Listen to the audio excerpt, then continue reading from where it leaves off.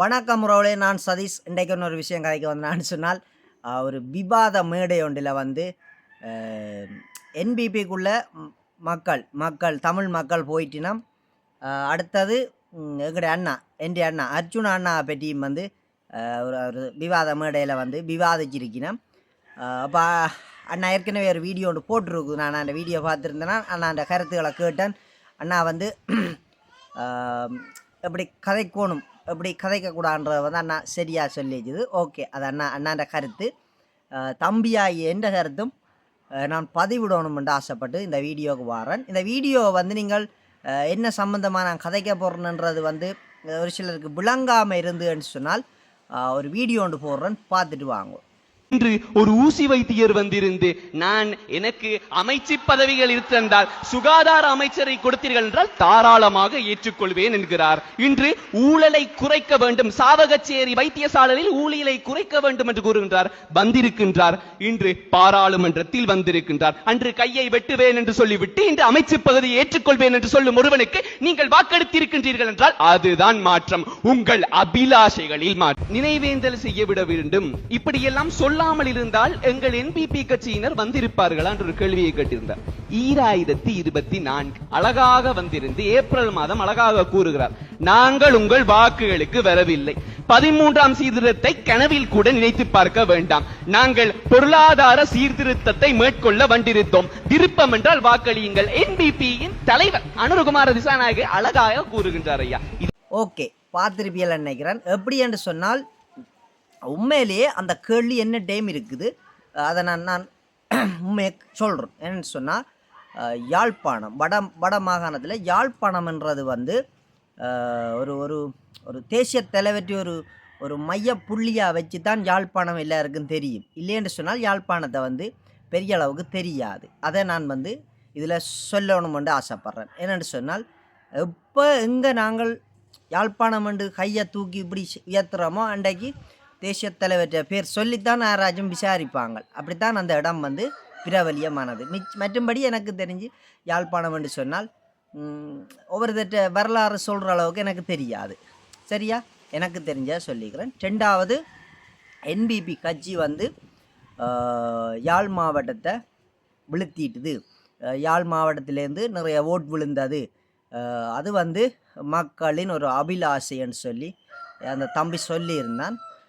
அது ஓகேன்ற மாதிரி தான் என்னுடைய ஒரு கருத்து. என்ன காரணம்னு சொன்னால், எங்கட தமிழ் மக்கள் வந்து கூடிய பாவம் என்பிபி கட்சிக்கு தான் வாக்களிச்சிருந்த வேலை. என்னன்னு சொன்னால், உண்மையிலேயே எங்களுக்கு ஒரு நிரந்தரமான ஒரு நல்லதை பெற்றுக் கொடுக்குறோம் ஒரு தரம் இல்லை என்ற ஒரு நோக்க அடிப்படையில் என்பிபிக்கு போட்டிருந்த வேலை. என்னென்னு சொன்னால், அந்த தமிழ் கட்சிகளுக்கு போடக்கூடாது, எங்களோட போட் வந்து நிராகரித்து போனாலும் போகலாம், போடக்கூடாது. சரி, இவர் என்ன செய்கிறார் என்று பார்ப்போம்ன்ற ஒரு ஆசையில் சனம் போட்டது தான்.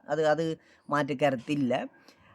பிறகு எங்களோட அர்ஜுனா அண்ணா டாக்டர் வந்து சில விஷயங்களை வந்து பாராளுமன்றங்களில் அது அரசாங்கமாக இருந்தான்னு சின்ன ஒரு ஆளாக இருந்தான்னு ஒரே பார்வையில் அவர் கதைக்குள்ள நான் என்னை சார்ந்த நிறைய உறவுகளுக்கு வந்து உண்மையிலேயே அடுத்த தலைமை பீடம் ஒரு மக்களுக்கு ஒரு தலைமை தாங்கி ஒரு நல்லது செய்யக்கூடிய ஒரு வழிகாட்டியாக இருக்கக்கூடியதாக அர்ஜுனா அண்ணா தான். அடுத்த கட்டம் உண்மையான சம்பவம், எங்களோட தமிழ் மக்கள் என்பிபி கட்சிக்கு வாக்களிச்சேன்னு சொன்னால் எல்லாரும் நினைக்கிறதில் பொருளாதாரம் இல்லைன்னு சொன்னால் ஒரு பெரிய ஆடம்பர வாழ்க்கையை எதிர்பார்த்து இல்லை எங்களோட தேசிய தலைவரை மறந்து சனம் வாக்களித்ததோண்டு கேட்டீங்கன்னு சொன்னால் இல்லை. சரியா, என்ன சம்பவம்னு சொன்னால், எங்களோட சனத்துக்கு வந்து இருந்த தமிழ் கட்சிகளில் வெறுப்பு. சரியா, அதுக்கு பிறகு நின்ற இப்போ ஒரு சைத் பிரேமதாசாவாக இருக்கட்டும், அவர் எல்லாம் வந்து இந்த இந்த இந்த இதை வந்து எப்படி செய்வேர்ன்றது கூட எங்களுக்கு தெரியாது. சரி, எங்களோட நிறைய தமிழ் பொடிகள் இப்போ யாழ்ப்பாணத்தில் ஒரு சில தமிழ் பொடிகள் வந்து என்பிபி கட்சியோட கொஞ்சம் ஒரு ஒரு பழக்கத்தில் இருந்தபடியால் அந்த அடிப்படையில் கொஞ்சம் சனம் போட்டுட்டுது.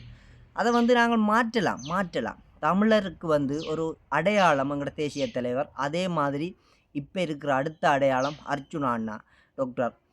அந்த அடையாளத்தை நாங்கள் பெலமாக பிடிச்சி வச்சு அடுத்த கட்டம் ஏறி வந்தால் தான் அடுத்த எலெக்ஷன்களில் வந்து எங்களுக்குன்ற ஒரு ஓட் விழும். சரியா, இப்போ ஒரு உதாரணத்துக்கு சொல்கிறேன்னு சொன்னால், இப்போ எங்கட இடங்கள்லேயே வந்து நாங்கள் கூடிய பாகம் வந்து எங்களோட தமிழ் கட்சிகளுக்கு நாங்கள் ஓட் போட்டது எங்களோட சொந்த பந்தங்கள் நின்றதை பார்த்து. சரியா? உண்மையை கதைக்கணும். இப்போ நல்லவரோ இவர் ஆட்சி செய்வாரோ இவர் நல்லது செய்வாரோன்னு சொல்லி நான் கூட அப்படி யோசிச்சு ஓட் போட்டது இல்லை.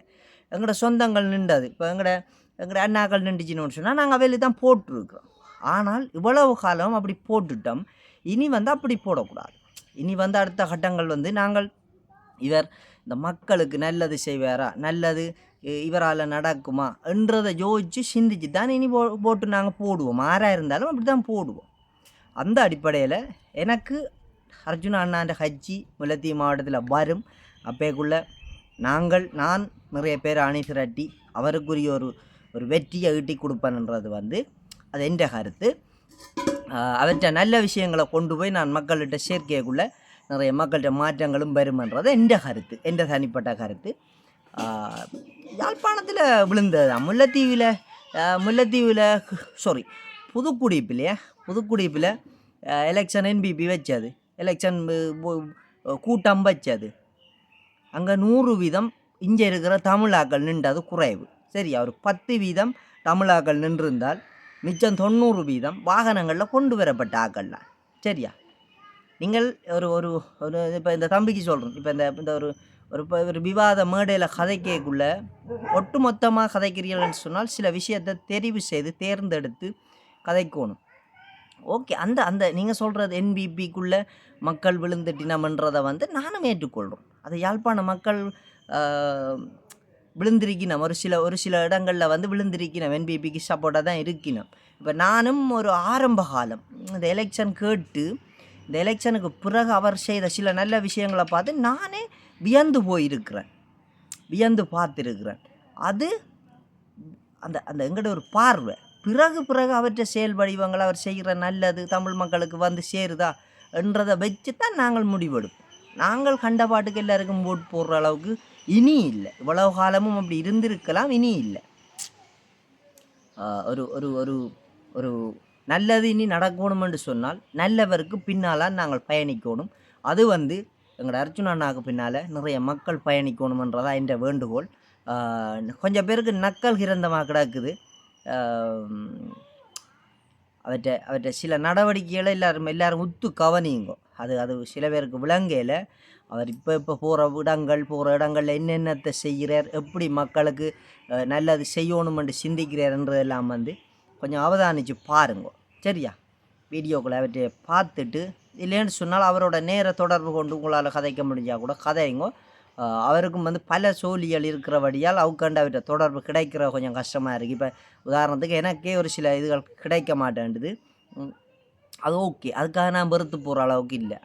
அண்ணாவுக்கு பின்னால் பயணிக்கணும், அண்ணாவை நேராக போய் சந்திக்கணும். அதான் என்னுடைய ஒரு ஆழமான கருத்து. மற்றது நீங்கள் சொல்லியிருந்தீங்கள் இந்த அந்த மேடையில் உங்களோட பேரை சொல்லக்குள்ளே ஒலி எப்படின்னு சொன்னால் அது உங்களோட பேர் சொல்லக்குள்ளே இப்போ ஒரு மாற்றம் ஒன்று இருக்குன்ற தெரியும். ரெண்டாவது நான் போடுற வீடியோவுக்கு சொல்கிறேன், வியூஸோ லைக்கோ பார்த்து போடுறேன் இல்லையாண்டா. நான் உங்களோட தம்பி. அதான் என்னுடைய ஒரு ஆணித்தனமான கருத்து. நான் எண்டைக்கண்டான என்ன இவன் தம்பி ஒரு தடம் புரண்டு கதைக்கிறான், தன்னை என்னை பற்றி ஒரு விமர்சனம் வைக்கிறான்னு சொன்னால் நீங்கள் நேரவே கேட்கலாம். சரியா? நேரவே கேட்கலாம். இங்கே என்னை பற்றி இப்படி ஒரு விஷயம் கதைச்சேன்னு என்ன காரணம், என்ன பிரச்சனைன்ற நீங்கள் நேராக கேட்கலாம். புலையான விஷயம் எதுவுமே நான் கதைக்க மாட்டேன். அதான் நீங்கள் புல செஞ்சிருந்தால் அண்ணா இப்படி ஒரு விஷயம் நடந்திருக்கண்ணா அது ஏனன்றதை நான் கேட்டு தெரிஞ்சு கொள்வேன். அதையும் நான் சொல்கிறேன். அவ்வளோத்துக்கு நான் புரிஞ்சு கொள்கிறேன். நான் உங்களோட கேரக்டர் உங்களை புரிஞ்சு கொள்கிறேன். அவ்வளோத்துக்கு ஒரு அரசியல்வாதியாக இருக்கிறது எவ்வளவு கடினமானது தெரியும் எங்களுக்கு. மற்றது டாக்டர் சுகாதார அமைச்சு பதவி தந்தால் தான் அண்ணா பதவி ஏற்பேன்னு சொன்னான். அதன்படி நான் சொல்லியிருந்தது. தம்பிக்கு ஒரு பணிவான வேண்டுகோள், இனி அடுத்த உங்களுடைய வீடியோக்களில் அண்ணா பற்றி ஏதாச்சும் விமர்சனம் எழுப்பியலாக இருந்தால் நான் கொஞ்சம் டோன் மாற்றி பேச வேண்டி வரும், கொஞ்சம் அதிரடியாகவும் பேச வேண்டி வரும். அந்த நீங்கள் கதைச்சிருந்தீர்கள் 5 மாதங்கள் அந்த இழுவையெல்லாம் எங்களுக்கும் வரும். அது நீங்கள் ஒரு பட்டிமன்ற விவாத மேடையில் உங்களோட ஸ்டைலுக்கு கதைச்சிருக்கிறீர்கள். அதை நான் அதை வரவேற்பேன். என்னென்னு சொன்னால் எங்களோட தமிழ் படியால் அது கதைக்கணும், உங்களோட குரல் ஓங்கி ஒலிக்கணுமென்றதெல்லாம் எனக்கு உங்களுக்கும் ஆசை இருக்குது. ஆனால் ஒருத்தர் மேலே ஒரு கல் எறிய பொறியல்னு சொன்னால் அந்த கல்லுக்கு தகுதி இருக்கான்னு பாருங்க. அந்த கல் அவருக்கு மேலே ஒரு மாணிக்க கல்லாக எறியுங்கோ. ஏன்னு சொன்னால் அப்படியான ஒரு மனுஷர் அவருக்கு எறிகிற கல்லை நல்ல மாணிக்க கல்லாக எறியுங்கோ. அதை பிடிச்சி நாங்கள் அடுத்த கட்டம் மக்களுக்கு என்ன செய்யலாம் வேண்டி சிந்திப்போம். சும்மா செங்கல்லுகளால் எறியக்கூடாது, அது கரைஞ்சி போடும். அது ஒருத்தருக்கும் பிரயோசனம் இருக்காது. கூடியவா இந்த வீடியோ யாராச்சும் உங்களுக்கு ஷேர் பண்ணி விடுவினோம். ஓகே, உங்களுக்கு அந்த அட்வைஸ் அறிவுரை சில பேர் தந்திருப்பினோம். இந்த பட்டிமன்ற மேடையில் இப்படி கதைக்கணும், இடைக்குள்ளே மானே தேனே பொன்மானே போடுற மாதிரி டாக்டர் அர்ஜுனா ஊசி கட்சியும் கொண்டு வந்து உள்ளெடுத்தினேன்னு சொன்னால் தம்பி நிறைய கரவசம் வரும் என்று சொல்லி உங்களுக்கு அட்வைஸ் சிலது வந்திருந்தால் நீங்கள் கதைச்சிருக்கக்கூடும். சரியா? நான் பல கோணத்தில் சுற்றுவேன். நேரடியாக ஒரு கருத்துக்கு ஒரே மாதிரி பார்வை பார்க்குறதில்ல. நான் பல கோணத்தில் சுற்றி பார்த்துட்டு தான் கதைப்பேன். அப்போ அண்ணா போட்டு இன்றைக்கு 3-4 நாளாச்சு அந்த வீடியோ.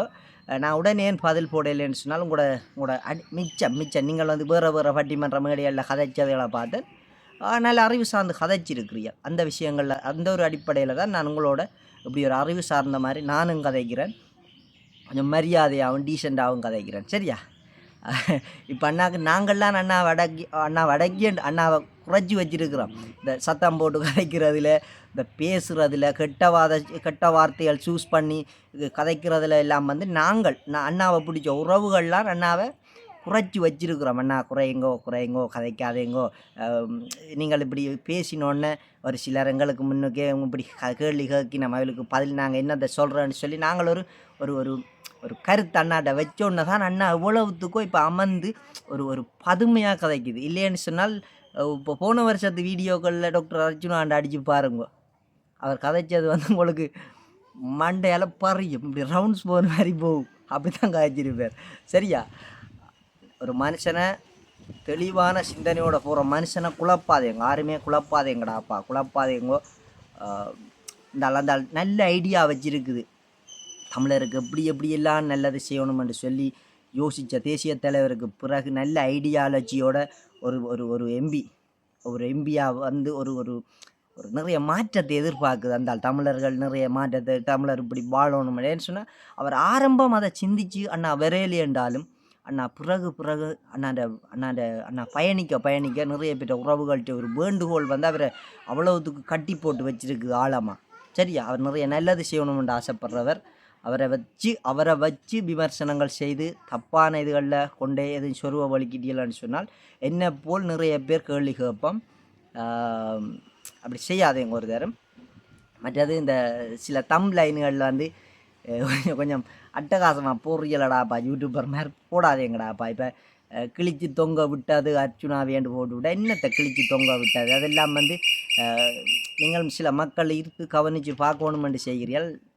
அந்த பேரை சூஸ் பண்ணக்குள்ளே ஒரு மரியாதையாகவும் ஒரு கௌரவமாகவும் போடுங்க. அது உங்களுக்கு வியூஸ் முக்கியம் இல்லை. வியூஸ் லைக்குன்றதை விட ஒரு மனுஷன் தகுதி தராதரத்தை குறைக்கும். அந்த டாக்டராக இருந்து உழைக்கிற காசுக்கு வேலால் இப்போ அந்த மக்களுக்கு நிறைய செஞ்சு கொண்டு வருது. அதுவும் வந்து இந்த இந்த இந்த இந்த இந்த என்னென்னு சொல்கிறது, நான் கொஞ்சம் யோசிப்பேன் என்னென்று இந்த அந்த ஒரு சாப்பாடு விஷயத்தில் அந்த அம்மாச்சி உணவகத்தை திறந்து கொடுக்கக்குள்ளே இந்த மனசு பெருசு எங்கள்கிட்ட இருக்கப்பா இந்த ஐடியாக்கள். அப்போ அதால் அவர் செய்யக்குள்ளே நாங்கள் என்னையை போலவே எந்த ஐடியா என்னட்ட இருக்கிற ஒரு மனசில் இருக்கிற கேள்வி அவர் செய்கிறார் என்ற ஒரு ஆதங்கம் கூட எங்கள்கிட்ட தீருது. சரியா? கொஞ்சம் குறைச்சி கொள்ளுங்க. அண்ணா பற்றி விமர்சனங்களை ஓவராக வைக்கிறத குறைச்சி கொள்ளுங்க. இந்த விமர்சனத்தை அண்ணா தாங்குறவுக்கு தயார், அண்ணா திருப்பி அடிக்க வலிக்கிட்டுண்டா கஷ்டப்படுவியல், அதையும் சொல்லிக்கிடாது. ஓகே, நீண்ட வீடியோக்களாக வந்திருந்தா ஃபுல்லாக பாருங்க, பார்த்துட்டு உங்களோட கருத்துக்களை சொல்லுங்க. தம்பி நீ கதைச்சதில் ஃபுல்லாக சரியலைன்ற கருத்துக்களை நீங்கள் சொல்லலாம். மீண்டும் அடுத்த வீடியோட சந்திப்போம். அர்ச்சுனா நான் நன்றி, பாய். தம்பி அண்ணா மற்ற இந்த வீடியோ பார்க்குற உறவுகளுக்கு நன்றியா.